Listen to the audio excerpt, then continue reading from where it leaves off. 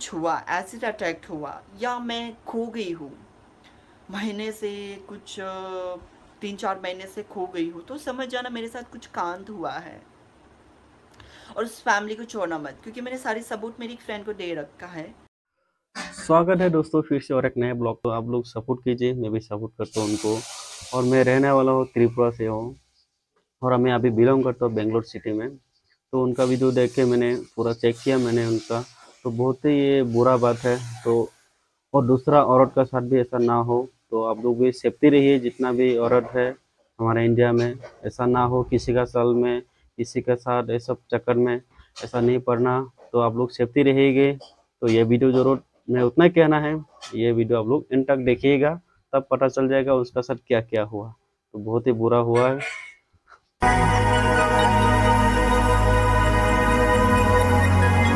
मैं अरुणाचल प्रदेश इंडिया से मैं बिलोंग करती हूँ। और आज मैं आप लोगों को कुछ शेयर करने वाली हूँ मेरे लाइफ के बारे में, जो कि मेरे को धमकियाँ मिला जा रहा है और मेरी फेस में एसिड फेंकने का धमकी दिया जा रहा है। और मुझे ड्रग्स के केस में पता नहीं, अपने बेटे को तो उसने ड्रग्स के केस में अंदर डाल दिया है।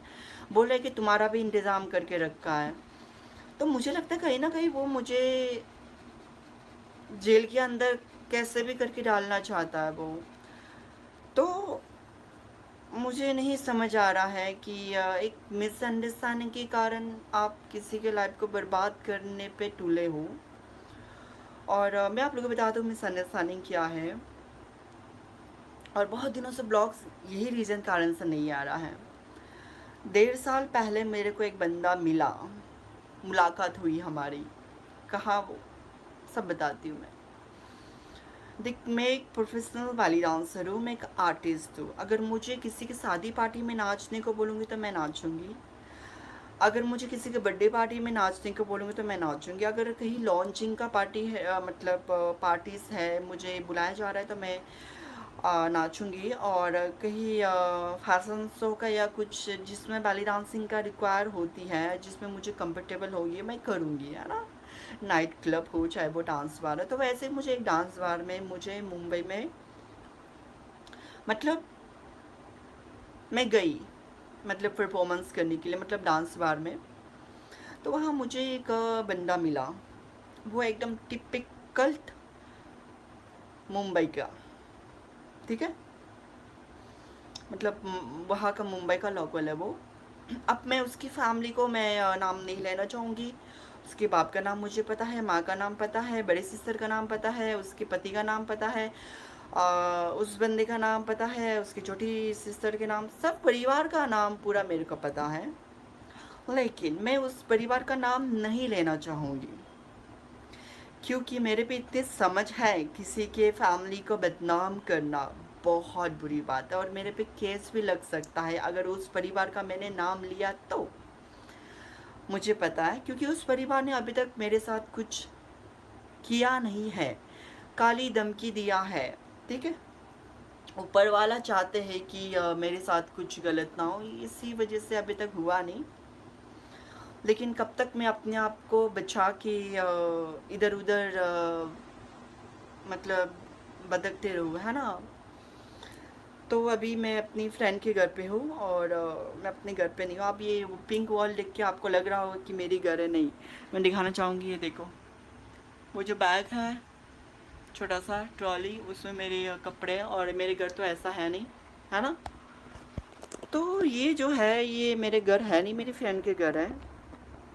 और मैं अभी अपने घर पे बताती हूँ कितना दिन हो गया नहीं गया। 1 महीना में भी 14-15 डेज हो गया है मैं घर गई नहीं हूँ, ठीक है। रीज़न ये है कि मिसअंडरस्टैंडिंग ये है कि जो उसके माँ बाप है उसको ये लगता है कि उसके बेटे के साथ मेरा कुछ अफेयर है, था, ठीक है। उसको लगता है कि अभी भी है, था हमारे अफेयर। मैं नहीं बोलूँगी कि हमारे बीच में रिलेशन नहीं था रिलेशन। कब? 1.5 साल पहले डांस बार में हम मिले। उसने मेरे को मैंने उसको पूछा भी था कि डू यू हैव गर्लफ्रेंड या वाइफ। उसने बोला कि कुछ है नहीं, मतलब कोई गर्लफ्रेंड नहीं है, कुछ है नहीं है वो। मैंने उसको पूछा, और फिर हमारी उसने मेरे को डेट करने लगा, उसने मेरे को बुलाया, उसने मेरे को मतलब बहुत अच्छे अच्छे रेस्टोरेंट लेके गए, और बहुत अच्छा मेरा उसने एक इम्पोर्टेंस जब आपको इंसान देता है ना, तो ऑटोमेटिकली उस पर दिल आ ही जाता है ना। तो मैंने उसको बोला भी था कि मैं क्या हूँ, मैं तेरे साथ रिलेशन नहीं आ सकती, देख मेरे को, मेरा पता है कि मैं किसी के साथ रिलेशन आ नहीं सकती, ठीक है। तो उसको मैंने अपने बारे में एकदम नीट एंड क्लीन क्लियर बता चुकी थी मैंने उसको। तो उस बंदे ने बोला कि मेरे को पहले से ही पता था तुम्हारे बारे में, ठीक है, और मैंने तुम्हारी इंस्टा यूट्यूब में मैंने सारे वीडियोस देखी है तुम्हारे में, मेरे को सब कुछ पता, मेरे को प्रॉब्लम नहीं है। तो मैंने चलो ठीक है फिर, अच्छी बात है, बंदा सिंगल है, और ऊपर से मैं भी सिंगल हूँ। तो मुझे लगा कि चलो कोई अच्छी लाइफ पार्टनर अगर इससे हो पाएगा तो ठीक है यार, व्हाई नॉट, क्यों है ना, क्यों नहीं। तो क्या हुआ, 1 महीने बाद उस बंदे का फ्रेंड का, मतलब फ्रेंड से मेरे को पता चलता है कि उसकी शादी हो गई है, ठीक है, मतलब शादी है कल, ऐसा। तो आई वॉज शॉक्ड, और उसको मैंने यहाँ हर जगह ब्लॉक करके रख दिया, ठीक है, नंबर, व्हाट्सअप डिलीट कर दिया, ब्लॉक कर दिया, इंस्टाग्राम पे आईडी ब्लॉक कर दी। तो बट फिर भी वो बंदा मान नहीं रहा, उसने मेरे को मेरे घर के नीचे आके रोना धोना चालू कर दिया, सॉरी मेरे मम्मी पापा के कहने पे मैंने शादी किया, मेरी मम्मी बोल रही थी कि अगर मैं मतलब शादी नहीं करूँगा तो मेरे को मतलब उसके माँ जहर खा के मर जाएगी, मतलब मतलब चलो उसकी फैमिली की बात है वो, मेरे को मतलब उस बंदे ने ऐसे बताया, ठीक है। पापा भी जबरदस्ती कर रहे थे क्योंकि वो अपने बाप से बहुत डरते हैं, ठीक है। गुंडा था बोलता है, एक टाइम में उसके बेटे ने खुद मेरे को बताया कि उसके बाप एक टाइम में गुंडा था, पुलिस के इनकाउंटर से बच गया, ऐसे बता रहे थे उसके बेटा मेरे को कोई लेन देन नहीं है उसके फैमिली से, है ना। तो उसके दबाव में, मतलब बाप के दबाव में आके, मैंने माँ के दबाव में आके मैंने शादी किया, ऐसा। मैं चल ठीक है यार, तुम यार वो लड़की भी तुमको विश्वास करके आए तेरे घर पे, है ना, किसी की बेटी है, बहन है, तो रिस्पॉन्स बनता है तुम्हारा भी, अभी बच्चे उच्चे कर लो, अपनी नई शुरुआत करो, है ना। मैंने उसको समझाया, और मैंने उसको बोला कि तेरी बहन भी है ना, तेरी बहन कल को शादी हो जाएगी, उसकी हस्बैंड, उसके पति, तेरी बहन के पति अगर ऐसे हरकत करने लगे तो तेरे को कैसा बुरा फील होगा ना, अच्छा फील होगा क्या, नहीं ना, बुरा फील होगा ना। तो जाओ उस बंदी को अभी संभालो, ये वो बीबी को संभालो, शादी तो हो ही गया ना, सबके सामने सिंदूर लगाया, मंगलसूत्र पहना, हो गया, तभी तुम संभालो, इसे मेरे को समझाया मैंने। हाँ, बंदे ने मतलब थोड़ा समझा, वो घर गया, ठीक है, घर पे वो रह रहा था मतलब ठीक ठाक, लेकिन मेरे को 15 दिन में एक कॉल करके पूछा था कि कैसी है तू। अब यार बंदा मेरे से प्यार करता था, जाहिर सी बात है मैं भी करती थी उससे प्यार, है ना, शादी से पहले। तो थोड़ी बहुत तो दिल पे फीलिंग्स होती है, तो मतलब अननोन नंबर से कॉल करता था, उसकी आवाज़ में सुनने तो मेरे को पता चला, हाँ मैंने बोला बोलो ना क्या हुआ। तो बोलती थी कि कैसी है तू, ठीक है क्या, मतलब ऐसी बात होती थी। तो मतलब बहुत ऐसी मतलब अपन का ये चलता रहा। वो कभी हफ्ते में एक कॉल करके पूछती थी, ये वो, मैं बोलते घर पे सब ठीक है क्या, मतलब बीवी कैसी है, ये वो, मैं पूछताछ हमारी चालू था, घर पे सब ठीक है क्या, मतलब ऐसे नॉर्मली चालू था। तो उसकी फैमिली को ऐसा लगता है कि अभी 1.5 साल हो गया उसके शादी को, ठीक है। तो उसकी बाप मेरे घर के नीचे गुंडा रखा हुआ है, 5-6 गुंडा घर के नीचे रखा हुआ है। वॉचमैन को बोला गया है कि अगर बेला अगर घर के नीचे आते हैं तो कॉल करने का, ये धमकी दिया गया है वॉचमैन को। अब वॉचमैन भी उसके हो गए, ठीक है, किसके, उसके बाप के, क्योंकि उसके बाप वहाँ का लोकल है, थोड़ा बड़े लोग हैं, थोड़ा गुंडे टाइप का है, तो डरते हैं वहाँ के लोग थोड़ा, है ना। तो उसके माँ, उसकी बहू, उसके माँ घर के नीचे आए, मेरे घर के नीचे मेरे को मारने के लिए। मेरे को धमकी दिया गया है कि तेरी फेस में एसिड फेंकूंगा मैं, ऊपर वाले ने इतनी अच्छी शक्ल दिया तेरे को अच्छी जगह पे यूज़ करनी चाहिए, किसी की फैमिली क्यों बर्बाद करे। उसके बाप ने मेरे को ये बोला। यार मैं समझती हूँ उसकी बात, माँ है, बाप है, बीवी है, हक जताएगी। मेरे को कोई लेन देन नहीं उस बंदे से। मैं खुद उस बंदे से उल्टा छुटकारा पाने के लिए मैंने क्या क्या ट्राई नहीं किया। मैं कभी एक हफ्ता ऐसे घर नहीं आती थी। मैं आंटी को बोली थी कि जाके ग्रेसी को खाना दे देना, या कभी मैं ग्रेसी को लेके मैं कहीं चली जाती थी 10-15 दिन के लिए। और 1 महीना मैं बाहर भी गई थी। और मैं मतलब ऐसा मैं बहुत अवॉइड भी किया था उस बंदे को। कर किया था, मतलब किया हूँ, किया करते रहती हूँ और अभी भी कर रही हूँ।